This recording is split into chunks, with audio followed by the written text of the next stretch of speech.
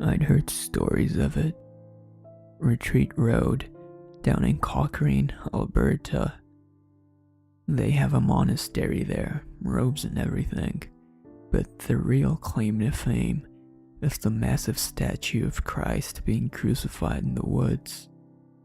I've been there a few times, walked up the path with all the smaller statues beside it.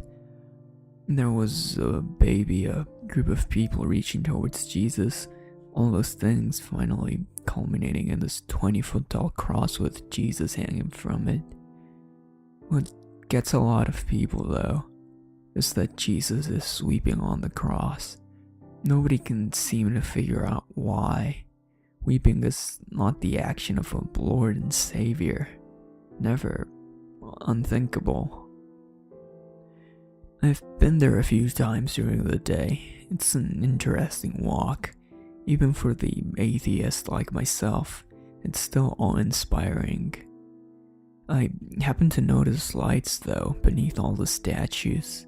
I asked around, and they do light the path up at night. I asked if I could come back then, but they told me the path would be closed. No one would tell me why. Not one to follow rules, I returned that night and made my way over the fence and onto the path.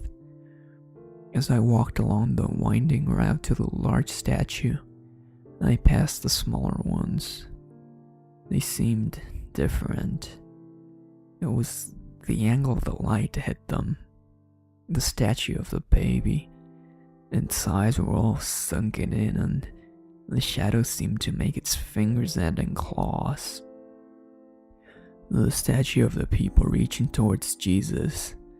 They looked dead, reaching towards him with the shadows casting a look of horror on his face. Something about them really unsettled me, but it was on a deeper level than just what they depicted now. I reached the statue of Jesus and gazed up at his face.